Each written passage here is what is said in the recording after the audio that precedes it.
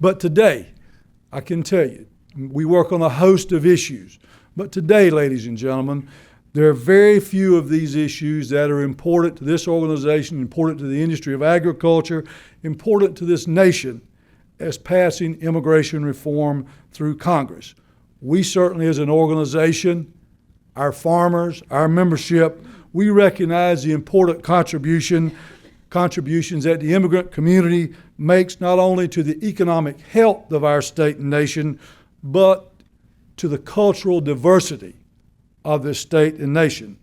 As an active farmer, and I was an active farmer for many, many years before assuming this position of leadership, I know firsthand that immigration reform is more than just talking about visas and verifications. It's talking about how we treat people fairly and with the respect that they rightfully deserve. It is my hope here this afternoon that we continue this discussion on immigration reform and that we emerge from these discussions with a fuller understanding of this issue and an urgency. And there is an urgency with which Congress should continue to push this issue and fix our broken immigration system. This afternoon, ladies and gentlemen, it is indeed an honor for us to have with us in North Carolina to talk about this issue, Michael Chertoff. Secretary Chertoff, as many of you know, was the second United States Secretary of Homeland Security under President George W. Bush. He was also the co-author of the U.S. Patriot Act. Ladies and gentlemen, I've watched this man for many, many years, and I do not believe that there's anybody in this country who knows more about this issue, who knows more about the complexities and the challenges that we face in correcting our immigration system than Michael Chertoff. And I encourage all of you, if you haven't done it, to get today's News Observer. He wrote an op-ed piece. And if you haven't read that op-ed piece that he wrote that's in the paper, the News Observer today, you owe yourself to read it. It sums up the issue, and he did just a great job. Secretary Chertoff's career includes more than a decade as a federal prosecutor in several U.S. Jurisdictions. He investigated and personally prosecuted significant cases of political corruption, organized crime, corporate fraud, white-collar crime. Today, Wayne Chertoff is chairman and co-founder of the Chertoff Group, a security and risk management advisory firm with offices in Washington and New York. He is also senior of counsel at Covington and Burling, a great law firm in this nation, at their Washington office. And he's a member of the White Collar Defense and Investigations Practice Group. Secretary Chertoff spends considerable time working as a member of the Bipartisan Policy Center's Immigration Task Force. We're honored to have the Secretary here with us today. I present to you Secretary Wayne Chertoff. Mr. Secretary.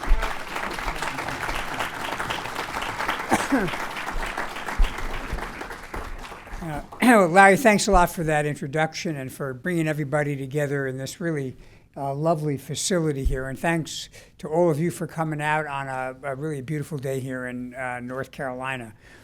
Before I start, I can't not remark upon the fact that tomorrow is, of course, September 11th, the 12th anniversary of the attacks on this country, which I think were transformative.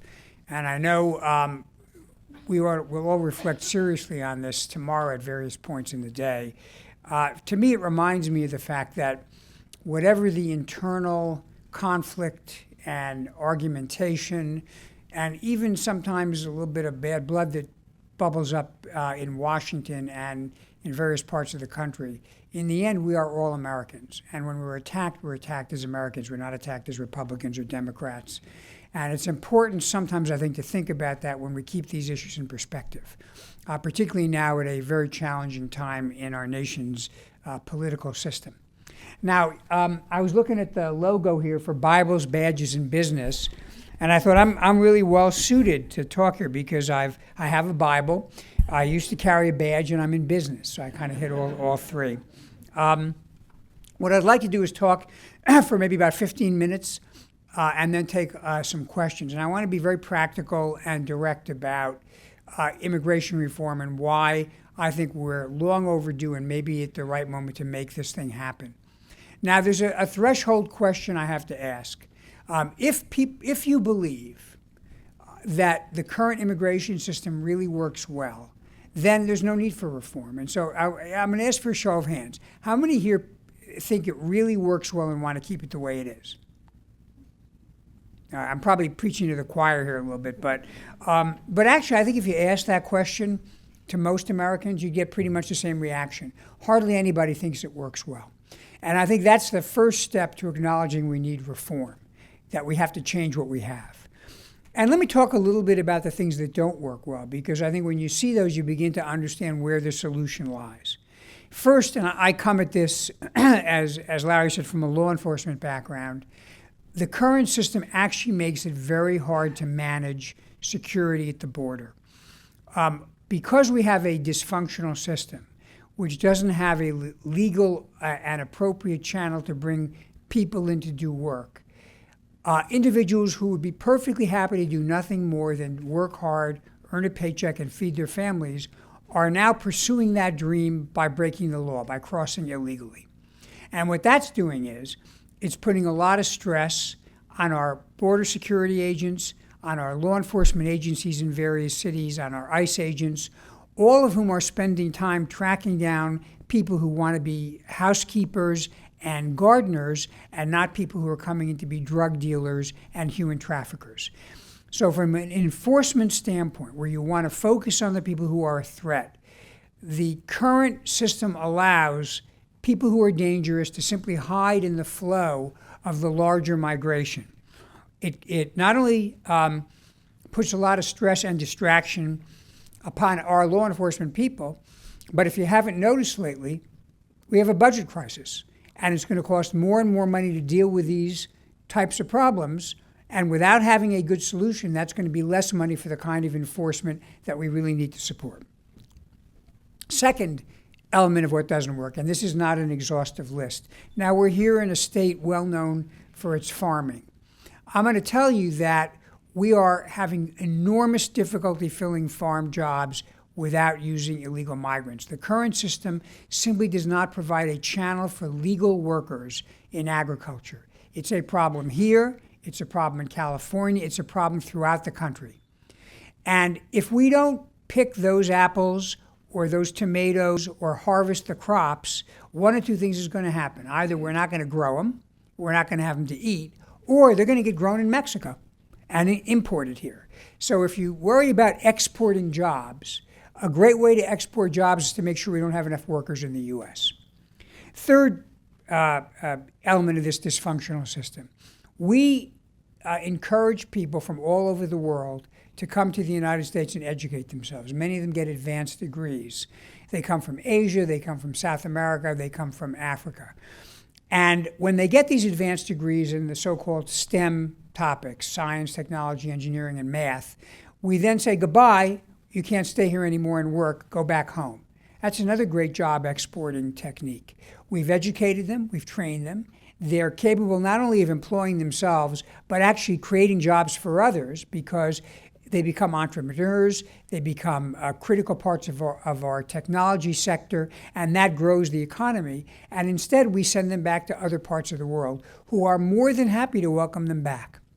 And finally, we have a pool of people, probably between 10 and 11 million people, who are here having crossed illegally.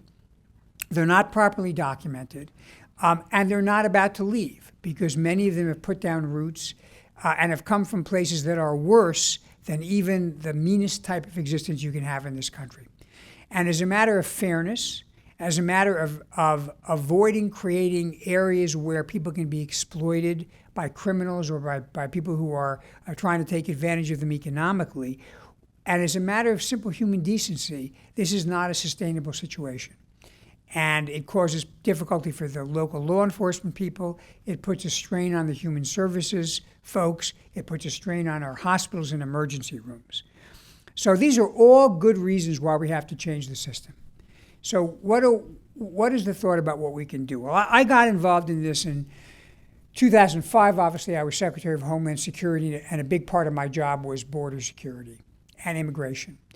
In 2007, President Bush asked me, and when the president asks you, it's not really a question, it's kind of a command, but I was happy to do it. The president asked me to go work with a bipartisan group of senators on an immigration bill that both sides could support. And after many months of working together with a significant number of senators who were both Democrats and Republicans, we put forward a bill which I think was a broad compromise and really addressed all of the important problems with the immigration system without sacrificing our principles. And that's very similar to the kinds of proposals we see talked about today, and that's because it's not rocket science, it's kind of obvious. And let me tell you what I think are the three elements, the three pillars of an immigration reform system that works, that does not sacrifice our principles, and that is an intelligent way to operate, particularly in an environment where the budget is increasingly under pressure. First, there's no doubt that in order to have immigration reform, we have to deal with the flow of illegal immigrants. We can't continue to reform the system and have more people coming illegally. And one way to do that, obviously, is to make sure we have an adequate laydown of infrastructure and technology and Border Patrol agents at the border. But here's the thing a lot of people miss. Almost half of the people who were here illegally didn't cross the border from Mexico. They either came in by sea, or in most cases, they overstayed a visa that legitimately, legally allowed them to enter, and they never left. So while it's important to pay attention to the southwest border, the idea that that is how you're going to control illegal migration is simply wrong, as a matter of fact. You've got to address the fact that people are going to find all kinds of ways to come in or overstay. The right way to deal with the problem is to get at what is motivating them. And in the case of the people who are coming to work but not coming to do anything wrong, and that's probably about 90% or more, the driver is work. So if you have a way of making sure that people can't work illegally, you actually dry up that attraction. Now, there are two ways to do that, and they both have to work. One is you've got to have an employment verification system, which we have in place now, but it needs to be made more robust and more secure. And what that'll do is it'll give employers an easy way to check whether people are legally authorized to work in the United States. And it doesn't matter how they got there, they have to be legally authorized. The second piece of this, as I said earlier, is you've got to create a legal channel for people who are desperate for that work and people who are desperate to hire them. Because, you can't repeal the laws of economics. And the fundamental law of economics is supply and demand. Where there's demand, someone's going to supply. And in this case, we have a perfect match between the demand for work in this country and the supply from out of the country. If we channel it in a legal way, it's transparent, people are identified, they register, they come back and forth, and we can track that. Then we've now created a path to meet the demand with a legitimate supply, and that will take an awful lot of hay off the haystack of enforcement at the border. So I think that's sensible border control. Now, one of the things we've advocated at the Bipartisan Policy Center Task Force is we need to be able to measure this. I recognize there is a trust problem in this country. People don't trust the government, and they don't often trust the statistics or reports. And sometimes those reports are confusing, or there can be ambiguity or subjectivity in them. So one of the things we've suggested is that as part of this effort, the government go to a think tank or something similar and ask for some kind of an analysis of what are the best reasonably available metrics to measure whether we are successful in controlling the flow of illegal migrants over a period of time. And then my suggestion is we put that on the internet so that people can see how we're doing it. We can measure and see whether these programs are working, and if they're not working or if we need to do something more, we can do that.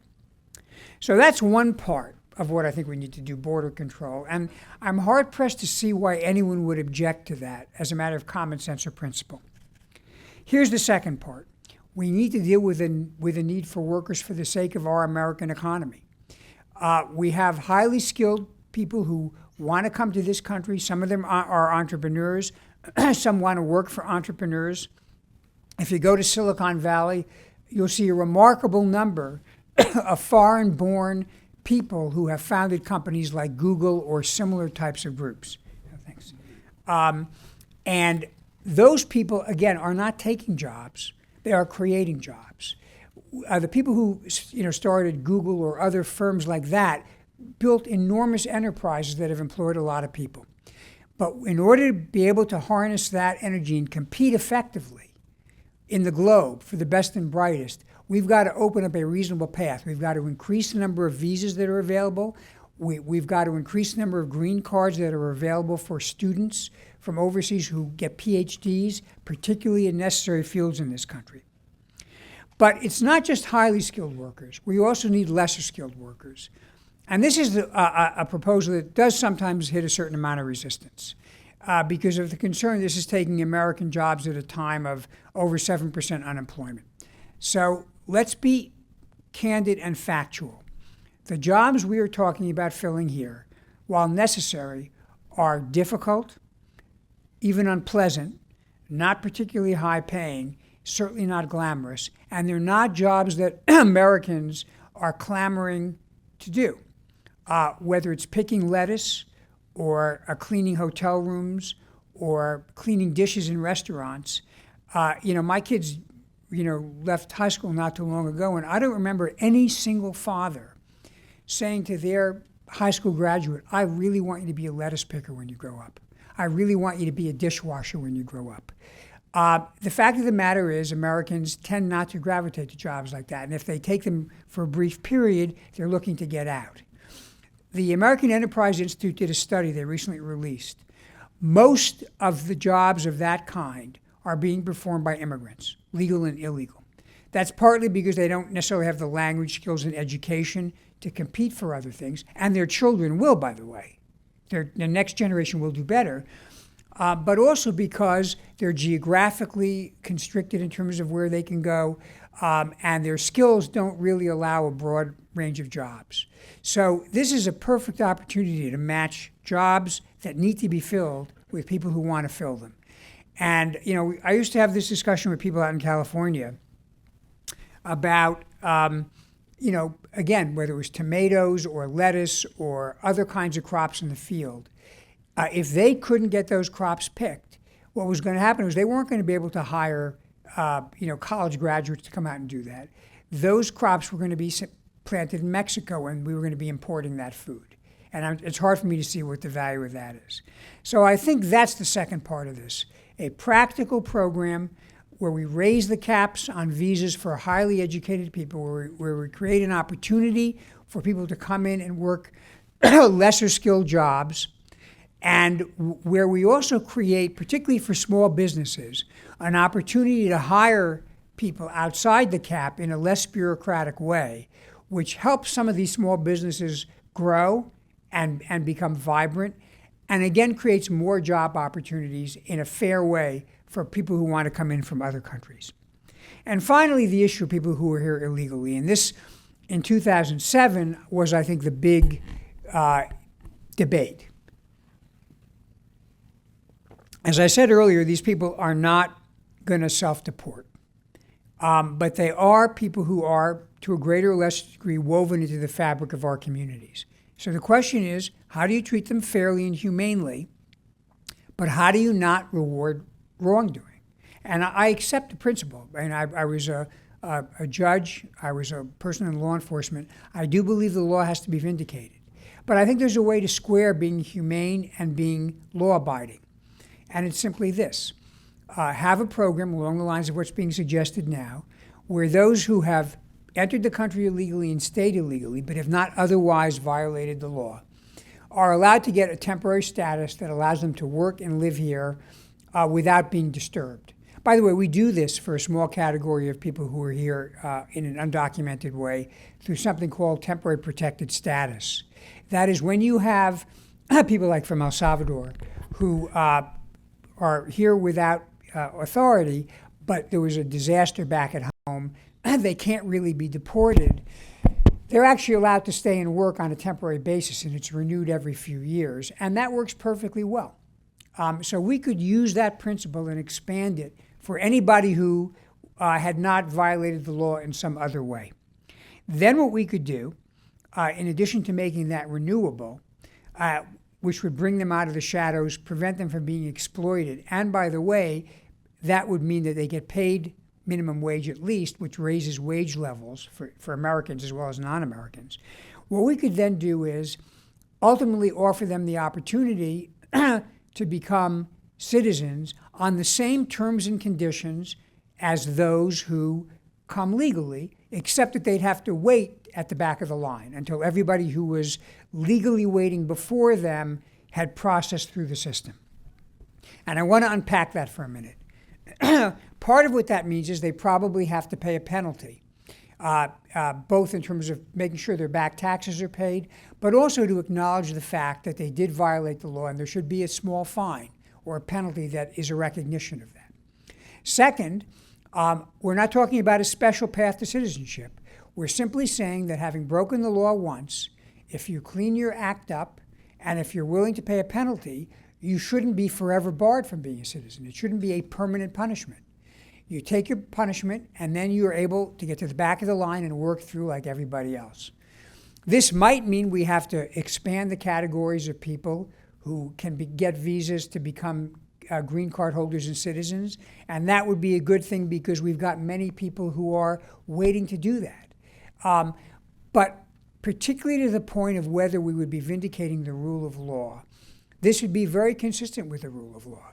What we'd be saying to the people who broke the immigration law, as we do to people who break a lot of laws, you pay your debt to society, but we do not permanently punish you or permanently exclude you from our society. We give you an opportunity to come back in. So what I'm saying here is nothing new, but I think it's what's on the table now in various forms. And I think the time is right to do this for our economy, for our border enforcement system, and for our obligation to our fellow human beings. So with that, I'd be delighted to take some questions. Thank you, Secretary. Yes. Yes, sir, what's the major obstacle to an idea like the one you put forth passing now? It seems to me that something very similar went through the Senate and then stalled in the House. Yeah. What will have to happen in order for this to work? A great question. In 2007, the argument that we heard most often was that this was an amnesty. And there were two parts to that argument. One is the concern that the changing the status of illegal aliens would encourage new ones to come in. And then there was the argument that if you let them become citizens, you're rewarding wrongdoing. Now, I think I've answered both of those, but that was the main argument we heard. The reality is, I think the country just wasn't ready for the discussion yet. And this time, I think there's a broader coalition of people that see the value of this, that have been out there trying to educate the public. My own view, in an unscientific assessment, is that the concern about an amnesty is really not as strong anymore because people realize this is not an amnesty. This is about a program of having people square themselves with the law, and it is coupled with a robust focus on having border security. But I will tell you that honestly, again, I'm going to be honest, there's one issue which is, I think, still a big obstacle, and that is the issue of trust. There are people who do not trust the government to live up to a bargain like this.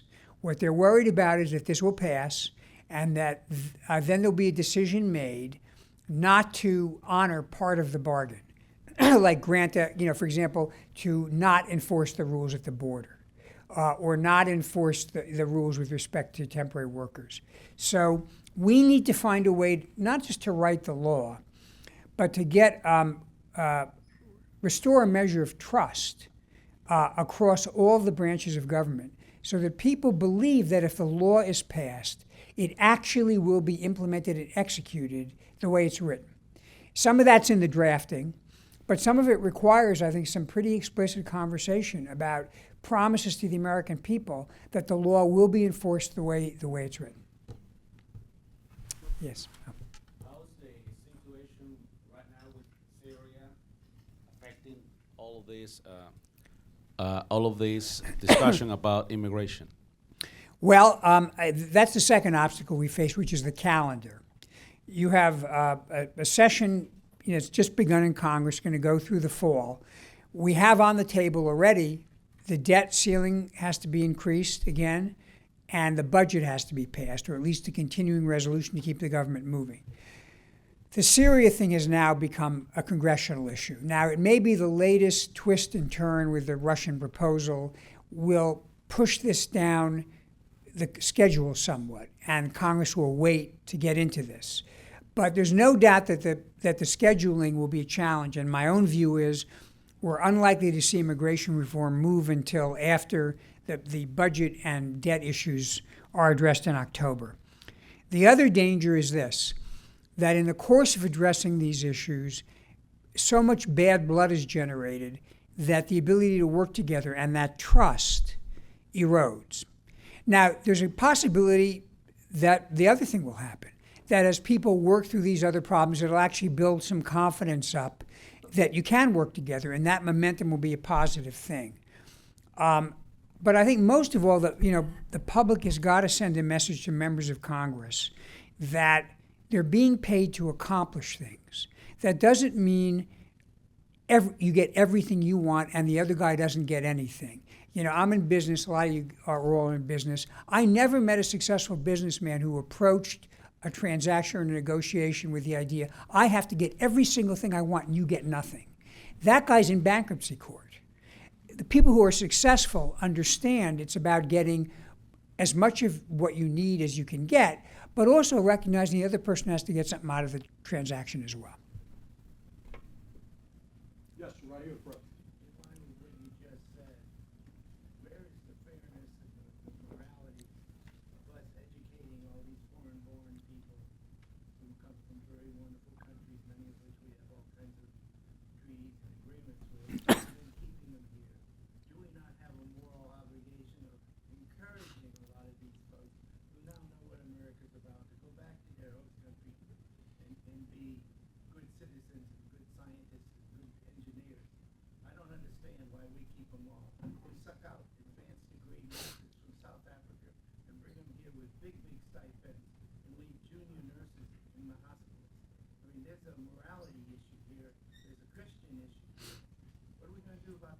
Well, I don't think we're going to make people stay here, but I still believe it's really up to people. I mean, I think we ought to encourage, if people want to go back, I mean, there's value to Americans in educating people and sending them to other parts of the world. I think that's a good thing for America, too. But some people don't want to go back, either because they've got family ties here or similar ties here, or because the place they want to go back to isn't all that appealing to them. So to me, it's about offering them the option if they want to stay and not kicking them out against their will. And that strikes me as both morally correct and good for the country, no matter what they decide to do. Yes, gentleman right here. I hate to be pessimistic by any stretch of imagination. The way our Congress is working together and seeing that you also have the elections, the 2014 elections coming up, the likelihood something is not going to happen this year and maybe not even happen next year. What legality does the president have with doing something with TPS to help the farmers, to help the small businesses in this time that we have to wait for the Congress to do the right thing? Well, TPS, temporary protected status, that's a statute. And the way it works is the president, through the Secretary of Homeland Security, winds up determining whether the conditions back home warrant continuing the temporary protected status or not. And I did that a couple of times when I was secretary. And that's certainly available, but again, it's based on a finding of what the condition is back home. On the issue of whether the president could unilaterally stop deporting people, now some of you may not like to hear this. I think that's a big mistake, and I'll tell you why. I understand when the decision was made not to deport so-called dreamers, that's very appealing from a kind of humane standpoint. But for people who were skeptical and untrusting, that vindicated their skepticism. And what they said is, well, great. So we'll pass immigration reform, and then what will happen is the president will, once everybody's legalized, the president will say, oh, I'm waiving all the requirements about border security and I'm not going to enforce them. That's really, I think, what lurks behind the argument against this. So I would say that having the president, and by the way, I was in the room once when the president said that a couple of years ago. He said, I can't do this unilaterally because I have to enforce the law. I think that, by the way, was the right answer. And so I guess what I would say is this. As tempting as it might be if Congress doesn't act, to have the president unilaterally start to grant what would in effect be amnesties, there are two problems. One is it would really damage the ability of passing the law. Second, that actually doesn't wind up as an amnesty because while it may mean the president or the government's not going to deport the individual, it doesn't mean the business is legally entitled to hire them. And that means the business is exposed to liability and jeopardy. Unlike temporary protected status, which creates a legal status that allows employment, unilateral action by the executive doesn't do that. So it's kind of a little less than appears. Yes, ma'am. We got time for a couple more before Secretary. Thank you, Mr. Secretary. My question goes in line with TPS.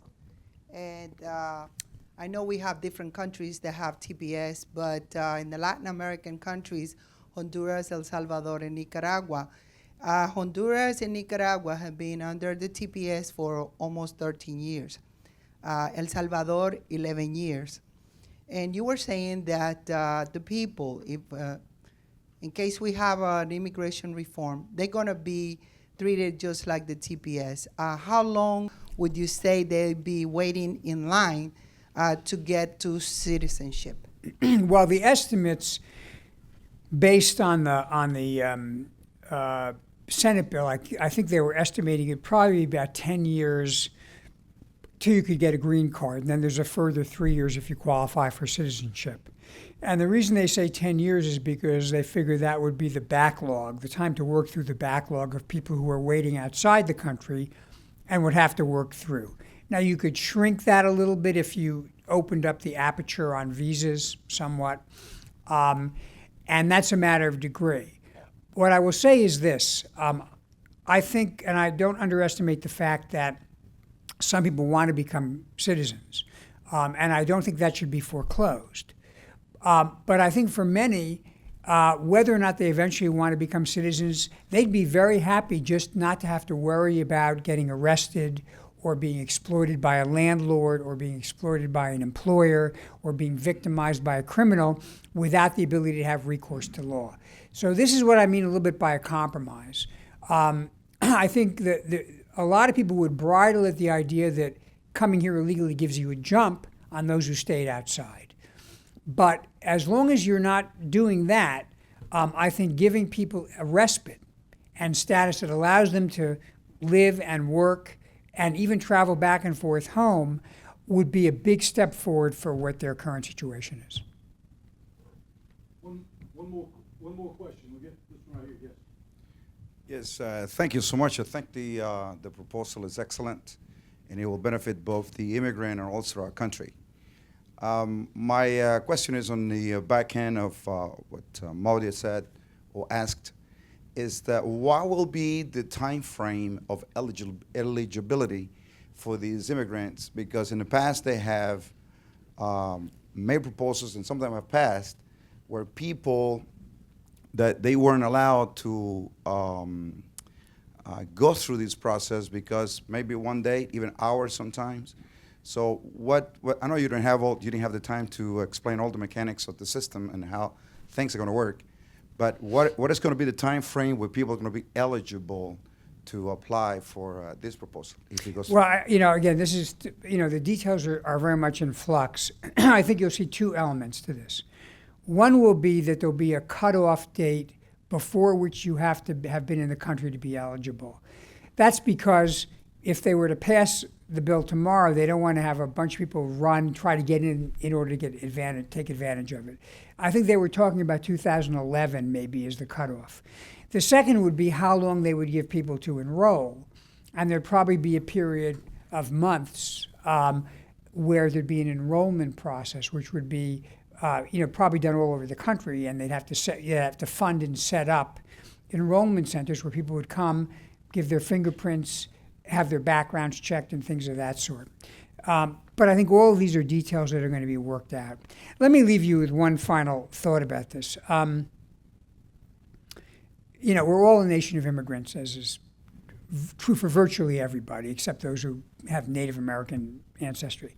And that's really built this country. But if you want to get a visible sense of what immigrants do for the country, one of the things I got to do as secretary, which was really a pleasure and an honor, was to preside at naturalization ceremonies. And I remember I did one out in Iraq, in Camp Victory, and one at Bagram in Afghanistan. And the people being naturalized came from all over the world. Obviously, they were legal. They were part of the U.S. military. And even though they weren't citizens yet, they had served the country and put themselves in harm's way fighting in Afghanistan and Iraq.